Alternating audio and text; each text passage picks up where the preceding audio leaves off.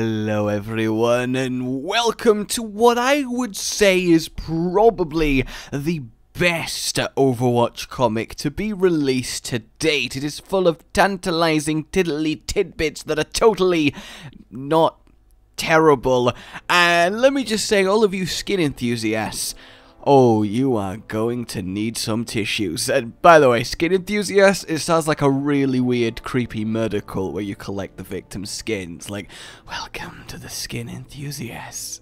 Give me your skin. It's just like, I don't know, but I'm probably getting sidetracked. That's something I do know. This is a very awesome comic for a multitude of reasons. I mean, first and foremost, the extra lore that we're picking up is fantastic. We get to see Overwatch 7 years ago, the base in operation, all of the people there in their actual operation uniform, and there's just a lot of rich detail to take in if you really want to pore over this. Now, I'm not gonna do one of those things where I just sit here and telling you what's going on frame by frame, effectively just reading out the words that you can read and using my eyes to do what your eyes could also do and look, because I feel like that's kind of redundant, you know. Maybe I'm just saying, I don't know. Reaper gets it. Reaper does indeed get it. But the first thing that I like to think about this comic is it's very much a direct, almost prequel to the event that we're about to get on the 11th of April, or at least the extra information that's going to come there, because I think based on this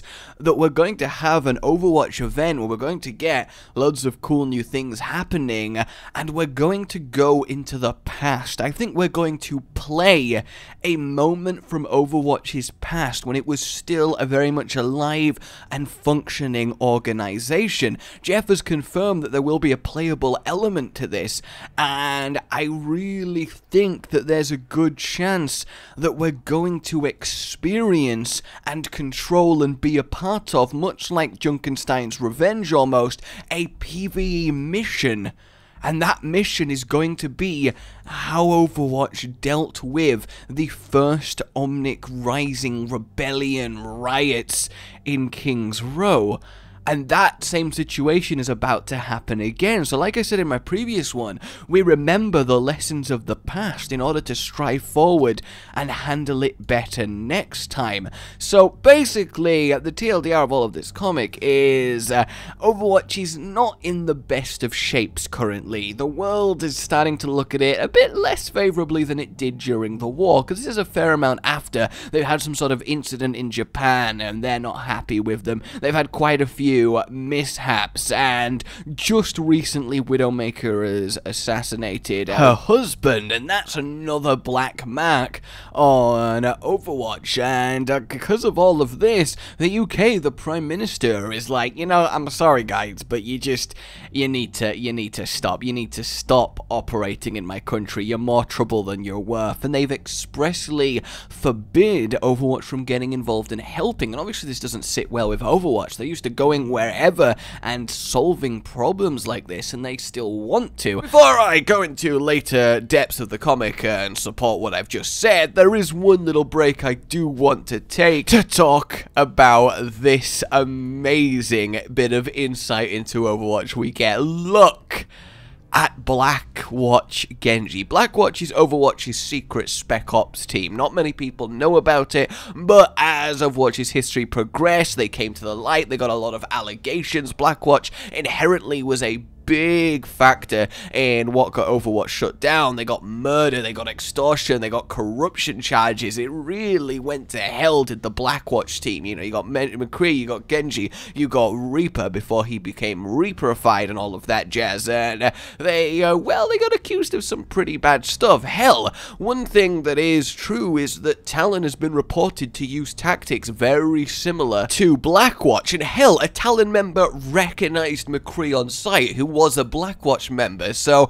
there's certainly something going on there that Ain't that alright? But look, this Genji then, we see Genji before he's been fully encased in the suit, in his almost rehabilitation after what happened to him, and we see the human parts left, and basically it looks like Hanzo bisected him from shoulder to side, cutting off the lower body, legs and arm. How much do you have to piss off your brother for him to literally cleave you in twain? In fact, this supports the fact that Hanzo was actually the better swordsman than Genji, but gave it up for the bow after brutalizing him in this manner.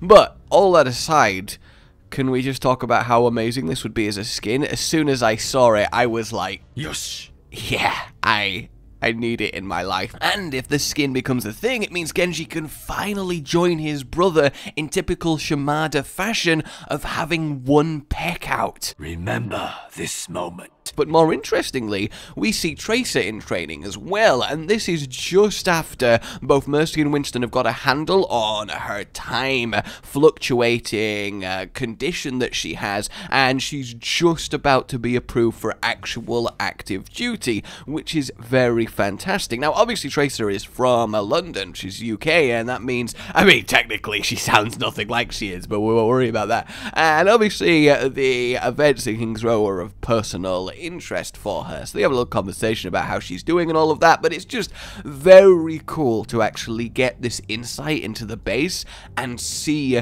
them training with each other and actually going about operations. So later on, obviously, Soldier wants Tracer to come to his office, if you know what I mean, and by that I mean just for a quick debriefing. And obviously Tracer notices the destruction on the screens, and basically the long and short of it is that Tracer, through quite a passionate, almost naive and rookie speech, does convince Soldier that maybe something actually needs to be done, and reminds him of the war in America and that he did anything he could, and hell, it even fully confirms that Soldier is an enhanced superhuman, which is very, very nice, and he realizes that jurisdiction or no, politics or no, we're here to help people and we should do it. And I think ultimately this is a very tragic, poor decision where the heart's in the right place, but ultimately they maybe should have listened to the colder Gabriel pre-Reaper-fied and not got involved when they weren't being asked to.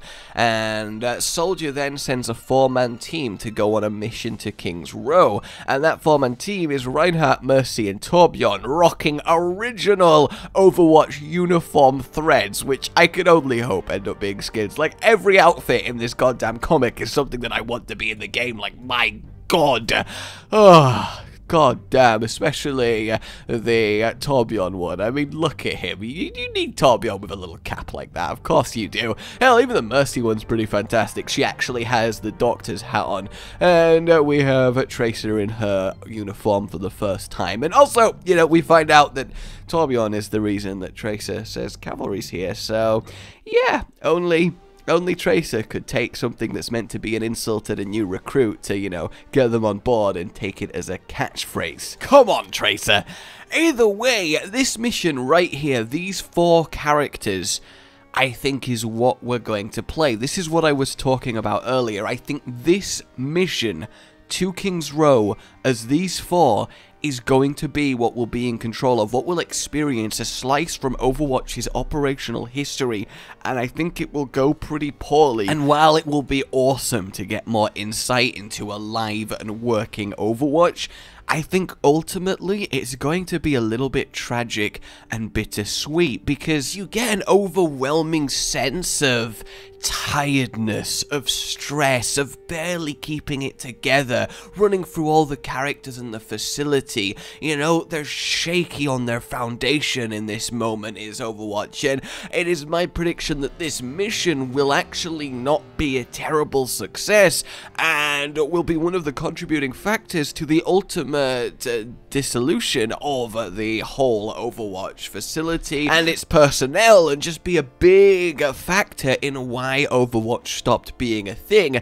and everyone went their separate ways. Because I mean, it's just emanating off Soldier. I mean, yes, it's nice to see him younger and a little bit more banterous, mate, but at the same time, the weight of everything is palpable on him, and it seems like Overwatch is barely holding it together, but the sense of duty cannot be denied, and they're trying to strive forward anyway, and that's kind of a cool thing that they are doing. So the footnote of this whole thing then is, I believe the event that we're going to get is having a look at Overwatch's past, doing this mission, ultimately it be something that led to their dissolving in order to better understand and get to grips with something that is about to happen in King's Row in much the same way, except this time there isn't really an established Overwatch. I think it's very likely that the playable aspect will be to do with this mission that we've seen launched via this comic, and we're going to be playing as these 4 characters in like a Junkenstein's Revenge thing,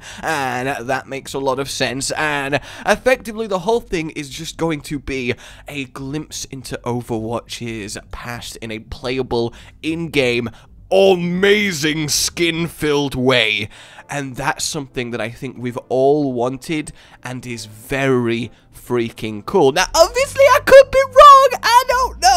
I don't know, but I think that's a fairly nice way to interpret all of this, and ultimately I think it does answer why Overwatch did fail and why it ended up getting taken apart, because they felt the need to send an attack Torbjorn.